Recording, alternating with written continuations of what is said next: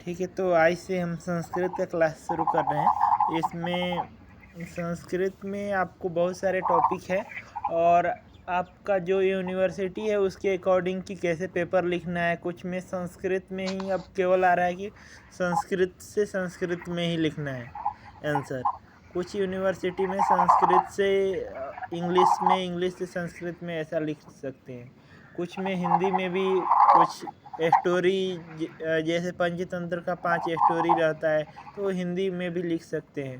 कुछ में इंग्लिश में लिख सकते हैं, कुछ में संस्कृत में ही लिखना रह रहा है। तो आपके जो जिस यूनिवर्सिटी में एडमिशन होगा उसके अकॉर्डिंग पता कीजिएगा या नाम बताइएगा, हम पता कर लेंगे ये कैसा उसमें पैटर्न रहता है।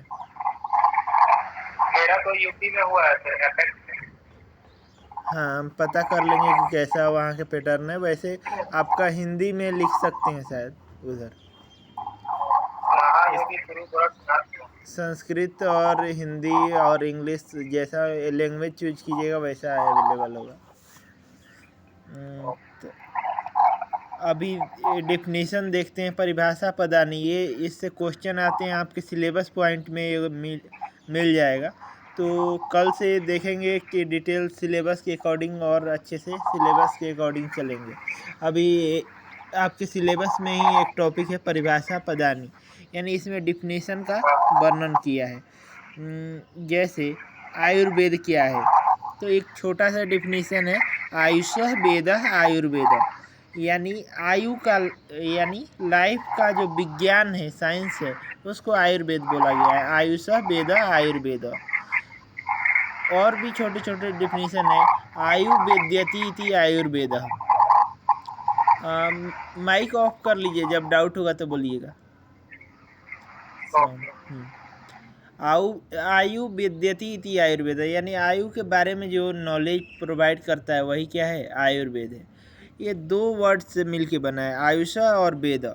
आयुष यानी आयु का और वेद यानी ज्ञान। आयु का ज्ञान जिसमें बताता है, नॉलेज ऑफ लाइफ बताता है, वही क्या है, आयुर्वेद है। तो इसमें क्या बोला है, ये डिफिनीशन आपको चरक संहिता सूत्रस्थान में पढ़ना है। आपको जो चरक संहिता है उसमें टोटल 120 चैप्टर है। 120 चैप्टर में से आपको 12 चैप्टर पढ़ना है इस ईयर, फर्स्ट ईयर में। तो 12 चैप्टर में ये फर्स्ट चैप्टर में ये श्लोका मिल जाएगा, हिता हितम सुखम दुखम। और आयुर्वेद पढ़ रहे हैं तो ये डिफिनीशन याद ही रहना चाहिए आयुर्वेद का। और ये आपको पदार्थ विज्ञान में भी मिल जाएगा। तो बहुत जगह ये श्लोका काम आएगा और कोई जनरली पूछ भी सकता है, तो ये श्लोका याद करना जरूरी है। हिता अहितम सुखम दुखम आयुतस्य हिताहितम मानम च तच्च यत्रोक्तम आयुर्वेद स उच्यते, यानी बोला है जिसमें 4 प्रकार के आयु का वर्णन किया है। एक है हित आयु। हित आयु यानी दूसरे के भलाई करने के लिए जो अच्छा काम करते हैं हम, तो वो हित आयु में आता है। अहित आयु दूसरे को बैड इफेक्ट पहुंचाने के लिए, हार्म करने के लिए जो काम करते हैं वो क्या हो गया, अहित आयु हो गया। और उसके बाद दूसरा टर्म है दुख आयु। दुख आयु क्या है, तो दुख 4 फैक्टर हैं जो आयु को बनाते हैं, शरीर, इंद्रिय, सत्व। सत्व यानी मनस और आत्मा। शरीर, इंद्रिय, सत्व, आत्मा, ये 4 फैक्टर हैं। अब मनस को सत्व क्यों बोला गया है, तो मनस के 3 गुण होते हैं, सत्व, रजस, तमस। उसमें जो बेस्ट क्वालिटी है सत्व है, इसलिए मनस को सत्व भी बोला गया है। तो ये चारों फैक्टर के अनुकूल अगर है, आपका बॉडी कंफर्टेबल है, माइंड कंफर्टेबल है, इंद्रिय कंफर्टेबल है और आत्मा कंफर्टेबल है, तो क्या होगा, सुख मिलेगा आपको। अगर इसके विरुद्ध किसी एक या चारों के विरुद्ध है तो क्या होगा, दुख मिलेगा।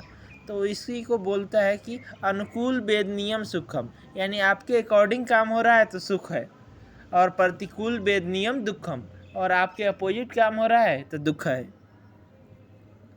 ये बोला गया। उसके बाद आते हैं सर इसमें जो मान क्या लिखा है, मतलब कि मन जो माइंड है वो नहीं, यहाँ मान यानी मेजरमेंट, लाइफ का मेजरमेंट, यानी चक्रपाणी ने, आचार्य चक्रपाणी, चरक संहिता के कमेंटेटर कौन है? चक्रपाणी। और भी कमेंटेटर हैं पर चक्रपाणी एक प्रमुख कमेंटेटर है उसमें। तो कमेंटेटर यानी उनके बुक को और एक्सप्लेन करके लिखे हैं, इलेबोरेट करके कि मीनिंग क्या होगा। तो उन्होंने बताया कि आयु क्या है। तो आयु के बारे में बताया, आयु मेजरमेंट मान आयु इति जीवित काल, आयु इति जीवित काल यानी जितने दिन तक हम जिंदा रहेंगे वो क्या है कंसिडर किया जाएगा। तो आयु तो वही क्या है, मान मेजरमेंट, कितना दिन तक, कितना एज तक हम जिंदा रहे। तो ये 5 फैक्टर हो गया, हितायु, अहितायु, सुखायु, दुखायु और मानव ऑफ द लाइफ। जिस शास्त्र में हम पढ़ते हैं उसी को क्या बोलते हैं? आयुर्वेद कहते हैं।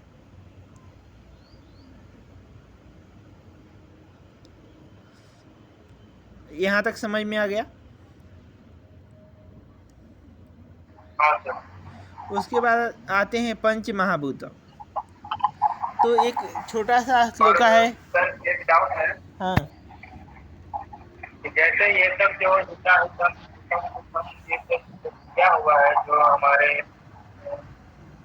चरक संहिता के अंदर, हाँ, और ये सब जो मतलब श्लोक है, ये सब श्लोक को भी याद करना पड़ेगा और उसका अर्थ हिंदी में लिखना पड़ेगा। हाँ। आपकी यूनिवर्सिटी में, जैसे किसी यूनिवर्सिटी में हिंदी में, किसी में इंग्लिश में, या आपको लैंग्वेज भी कहीं कहीं किसी यूनिवर्सिटी में चूज करना रहता है, तो वैसा आप उसके अकॉर्डिंग कर सकते हैं। आपको जिस लैंग्वेज में का ऑप्शन भी किसी किसी यूनिवर्सिटी में मिलता है कि आप हिंदी में लिख सकते हैं, नहीं तो इंग्लिश में लिख सकते हैं, ऐसा।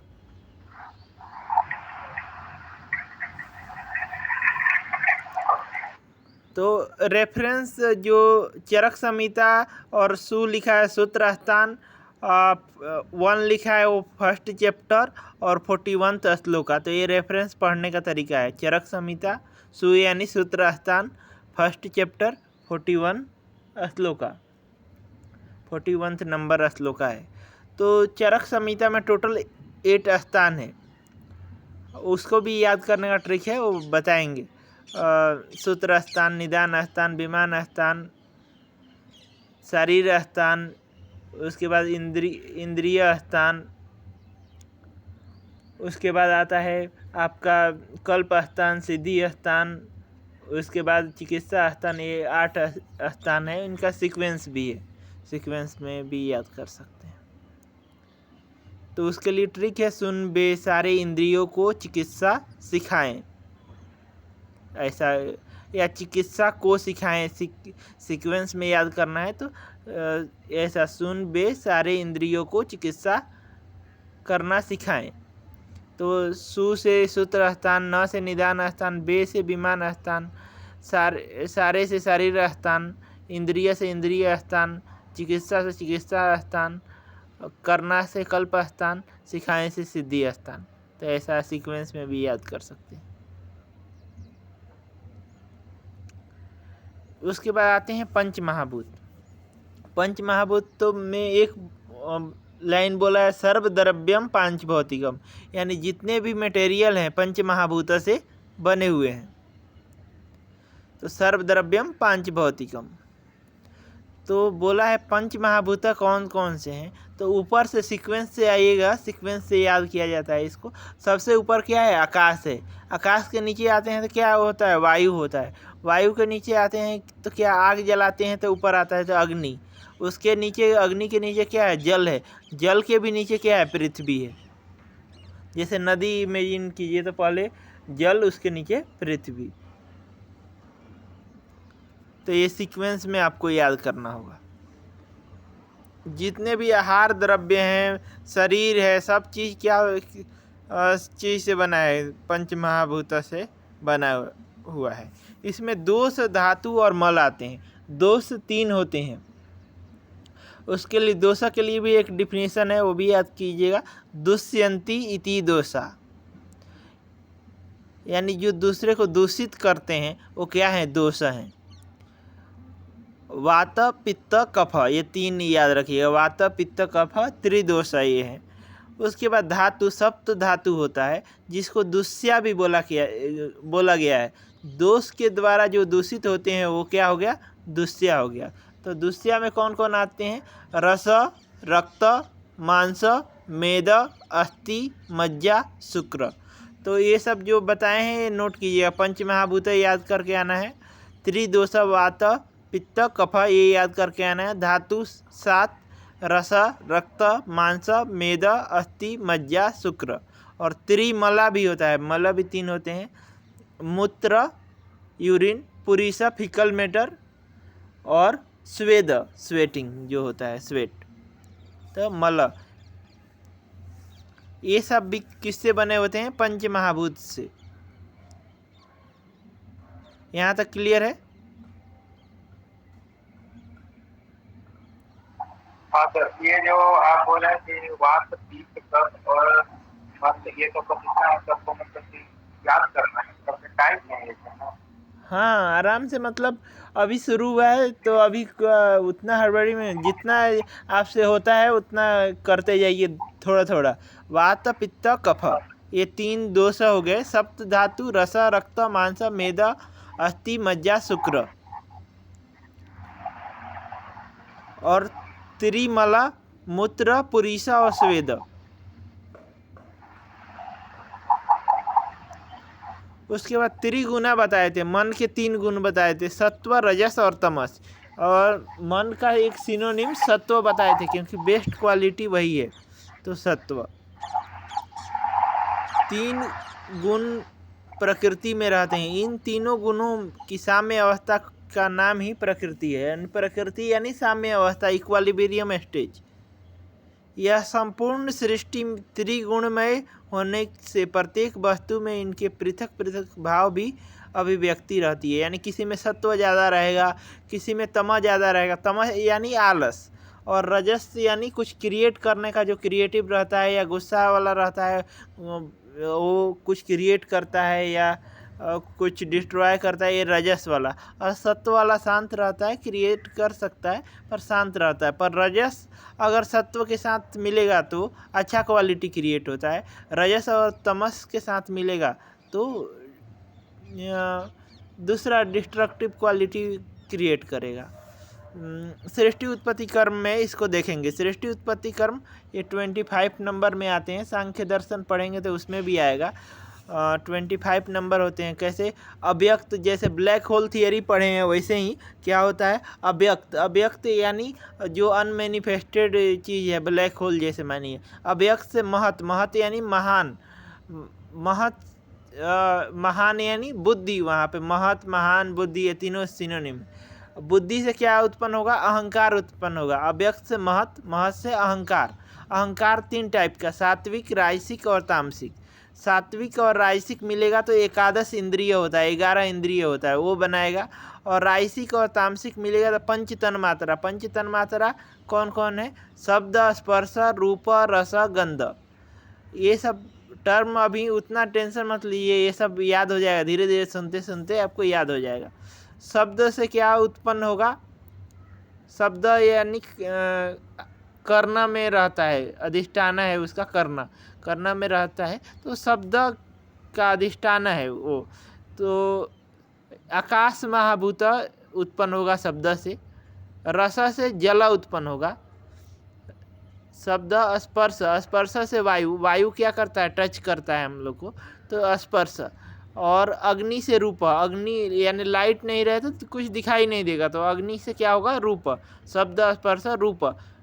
रस से जल, टेस्ट नहीं आएगा। अगर ड्राई चीज़ खाएंगे, टंग में भी ड्राइनेस रहे तो कुछ टेस्ट ही नहीं आएगा। टंग में सलाइवा प्रोड्यूस होता है तभी क्या होता है, टेस्ट आता है। तो शब्द, स्पर्श, रूप, रस। फिर गंध से स्मेल, स्मेल के लिए पृथ्वी महाभूत सॉलिड पार्टिकल जो है वो रहना जरूरी है, तो वो गंध। आगे ये सब देखेंगे, और जहाँ नहीं समझ में आए वो बोलिएगा। तो ये 3 गुण हो गए, सत्व, रजस और तमस। फिर दोषा देखते हैं। दोषा, दुष्यंती मल शरीरम वा इति दोषा, यानी जो शरीर को दूषित करते हैं वो क्या है, दोष है। अब दो प्रकार के दोष हो गए, एक शारीरिक और एक मानसिक। शारीरिक जो बॉडी को दूषित करते हैं, जैसे वात पित्त कफ त्रिदोष पढ़े अभी। और मानसिक रजस और तमस। सत्व अच्छा क्वालिटी है, सत्व रजस तमस त्रिगुण है, और उसमें से दो क्वालिटी रज और तम क्या है, दोष भी है।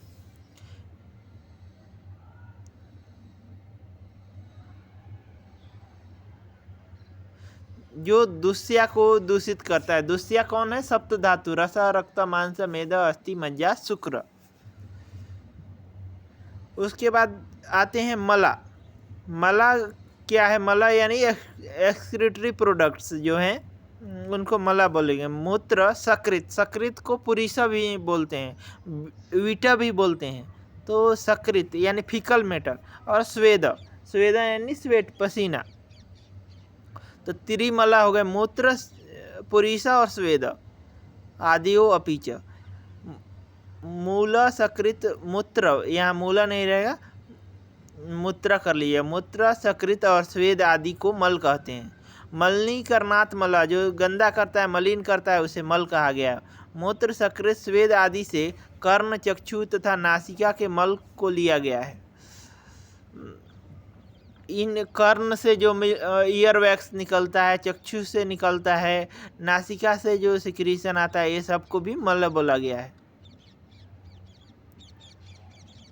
ये क्या करते हैं, रस रक्त आदि धातु, रस रक्त मांस मेदा अस्थि मज्जा शुक्र, ये सब धातु को दूषित करते हैं। तो ये सातों धातु क्या,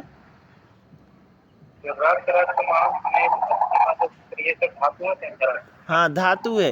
धातु क्या होता है, धारनाथ धातव, जो शरीर का धारण करता है उसे धातु कहते हैं, होल्ड करके रखता है। जैसे रस हो गया, रक्त यानी ब्लड हो गया, रस यानी लिम्फ हो गया, लिम्फेटिक सिस्टम से कोरिलेट कर सकते हैं। रक्त आपका ब्लड हो गया, सर्कुलेटरी सिस्टम हो गया। रक्त मांस आपका मसल हो गया। मैदा आपका मसल फैट या फैट बोल सकते हैं, मैदा।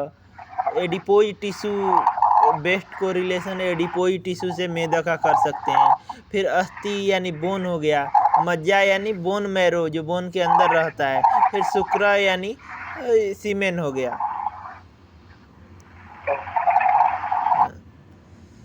तो ये हो गए, रस रक्त आदि धातुओं को मलिन करते हैं। मल के स्थानों की संख्या 9 है, यानी आगे पढ़ेंगे बहिर्मुख स्रोतस।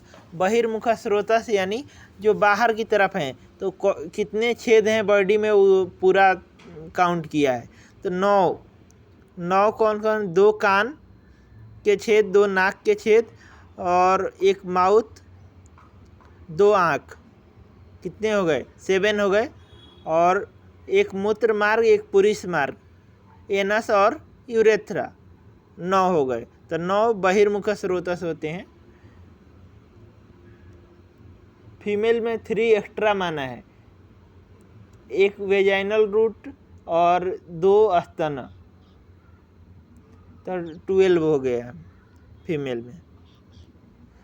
तो उसके बाद अंतर्मुख स्रोतस जो अंदर होते हैं वो भी बताया गया है, उसका संख्या 13 बताया गया है अनपेयर्ड का। वो आगे देखेंगे, वो डिटेल हो जाएगा इसमें, आगे मिलेगा वो। उसके बाद दुष्या देखते हैं। स्वातंत्रेण दुष्टि कर्तृत्वम दोषत्वम, अर्थात स्वतंत्र रहते हुए जो दूषित करने वाला होता है उसे दोष की संज्ञा दी गई है। यानी जो दूसरे को दूषित करता है, विसिएट करता है, उसको क्या बोला गया है, दोष कहा गया है। अब उसके बाद संसर्ग, जब 2 दोष मिल जाता है तो उसको क्या बोलते हैं, संसर्ग। या तो वात पित्त से मिल गया, या वात कफ से, या पित्त कफ मिल गया, तो ये सब क्या हो गया, संसर्ग। 2 मिल जाता है तो उसको संसर्ग, और तीनों मिल जाएगा तो उसको क्या बोलेंगे, सन्निपात। वात पित्त कफ तीनों मिल जाएगा, सन्निपात। यहाँ तक समझ में आया।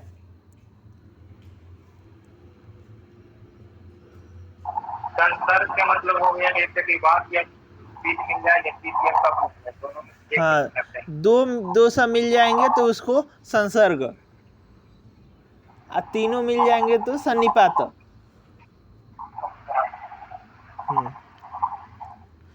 यहीं तक रहने दिया जाए क्या?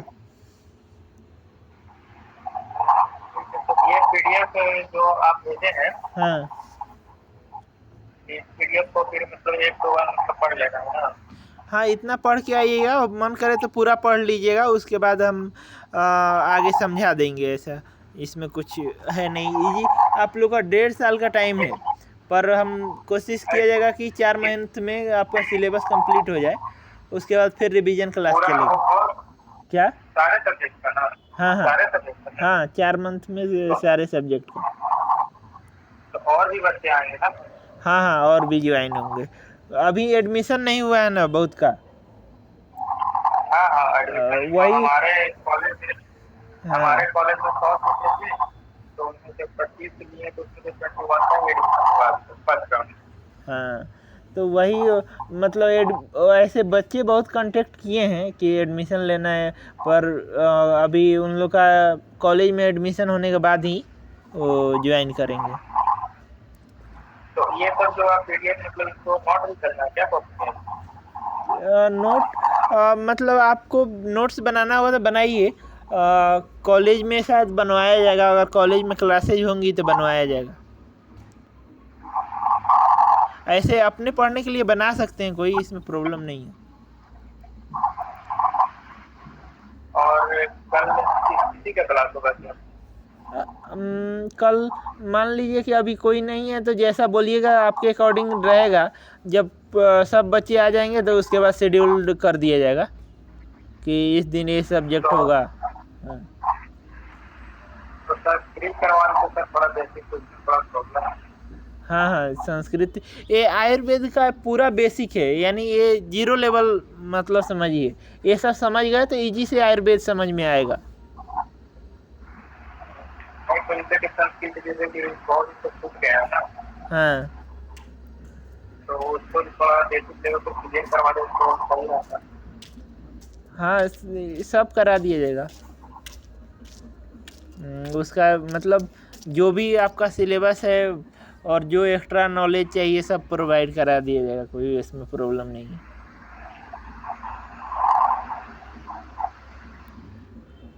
ठीक है, तो यहाँ पे एंड किया जाए कि और कोई डाउट है?